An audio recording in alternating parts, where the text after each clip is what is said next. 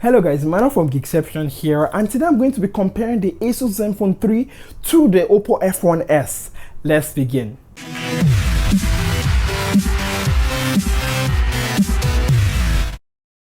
And welcome back guys. Now today I'm going to be comparing the Zenfone 3, which I actually done the full review. You can check down there in the description or up here, and the Oppo F1S, a really super popular phone, especially here in Malaysia. So I'm basically going to be comparing them based on, how they feel in the hand, their camera, the specifications and everything.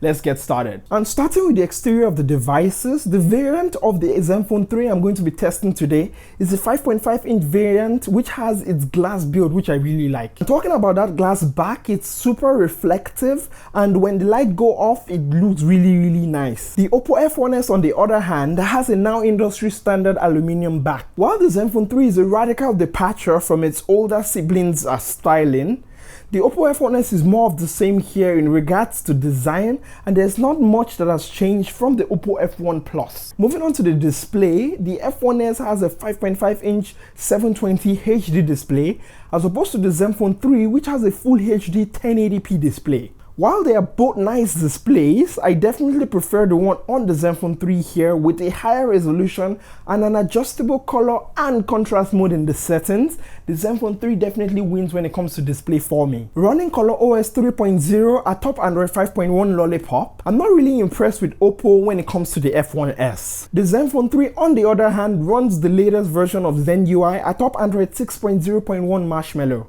ColorOS on the F1S, while it may not be updated, runs smoothly with rarely any lags throughout the entire interface. The Zenfone 3 on the other hand runs a new and improved version of the now famous Zen UI. Here you also find fluidity as well as a somewhat underlying stock feel. And one thing I love about both the ASUS Zenfone 3 and the Oppo F1S is the fact that they receive regular software updates from both manufacturers. So while they may not have the latest Android versions, with the F1S being relatively worse in this regard, you are still assured consistent software upgrades at least for some time to come. Consuming media on both phones was a huge joy, with both of them having a big 5.5-inch display. The viewing angles are good on both devices, and it has got very good saturation and clarity. But for me, I'll definitely give a pick to the Zenfone 3 as it has the higher resolution display here.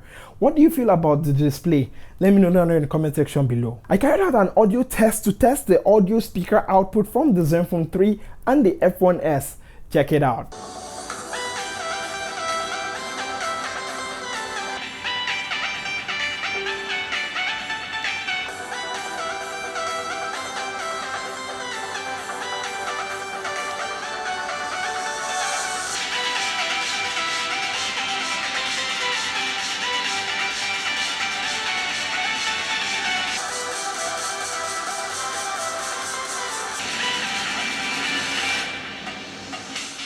And I'm coming back from that test. You guys definitely let me know what you feel about the speaker quality on both devices. And moving on to the camera, we are going to be starting with the user interface on both devices. Starting with the F1S, on opening up the camera, it has a very simple and clean minimalistic interface, which I really like. With several modes available for shooting, such as time-lapse, beauty, HDR, and on diving into the settings and export mode, the camera on the F1S is definitely no slouch. On opening up the Zenfone 3 on the other hand, you are greeted with a semi-minimalistic interface, and while there may not be a lot of things going on here, diving deeper into the settings, you can actually see that the Zenfone 3 has far more camera modes than the Oppo F1S here.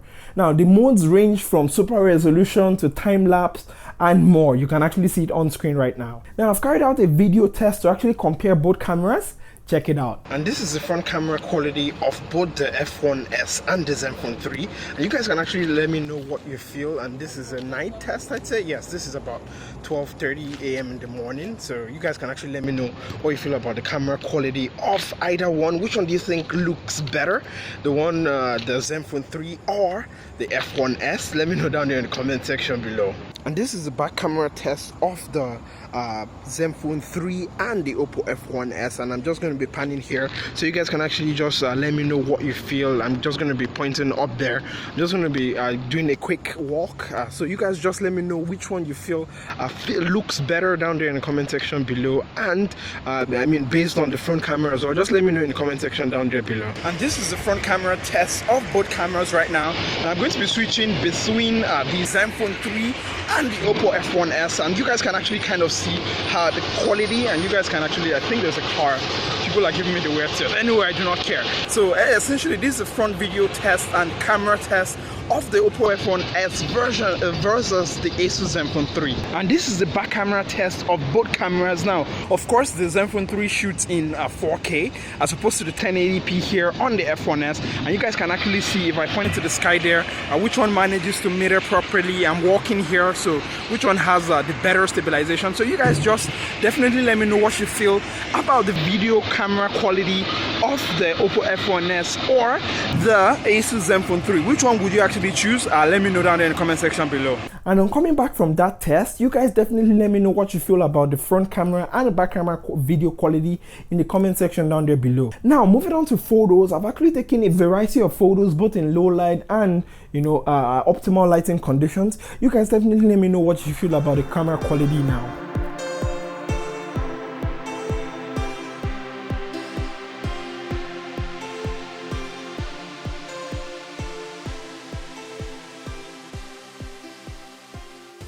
When it comes to performance, I've been using both the F1S and the Zenfone 3 for a while now, so I'll be giving my observations in that regard. While they both have good performance, the Zenfone 3 is just a tiny little bit more snappier here, and it has faster upload times here as well as better multitasking. Now that doesn't mean that the F1S is actually a bad phone. It's actually not that bad, but when it comes to the speed test, you guys can actually see on screen now, and let me know down in the comment section below. When it comes to audio from the earpiece, both phones have good, crisp, clear audio, and had no complaints about either device. As regards to battery life, I was getting about 4.5 hours on the Zenfone 3 as opposed to about a day of battery life on the F1S. Now because the F1S does not allow you to actually see a full breakdown of your battery stats, that's the best I can do. Now coming to comparisons about both devices. Both these phones have fingerprint scanners, but as you guys can see here, the F1S wins by far. Like, it is way more faster. It's like as if you are actually opening your phone without locking it. While they both have a 5.5-inch display, the one on the Zenfone 3 is far superior with much more better customizability. Performance wise, they are both very similar too, but I would have to give the edge to the Zenfone 3 here with its more updated version of Android, which is better optimized. For differences, they have different kinds of build quality, and it really comes down to you to what kind of build quality you like, glass or aluminum. And also another key part is the camera on both phones is pretty different. You guys have actually seen the test, so let me know what you feel about the quality in the comment section down there below. And when it comes to price, I'm actually going to be putting the price on screen now. I like the fact that the Zenfone 3 has multiple versions you can actually buy, the 5.2 or 5.5-inch version, but there's also the F1S there as well with its selfie camera. At least that's what they used to sell it here in Malaysia. So it depends on you really when it comes to the price. What do you feel? Which one do you feel you would go for given the choice or with the price ranges there? And that's basically been it for this video. I hope you really enjoyed it, and if you enjoy, you know what to do. Give this video a big fat thumbs up button. Thumbs down if there's anything you do not like in this video, and let me know down in the comment section below. And if you're new here, don't forget to subscribe so you do not miss future amazing, wonderful videos. I shall catch you lovely people next time. Don't forget to be awesome. Bye.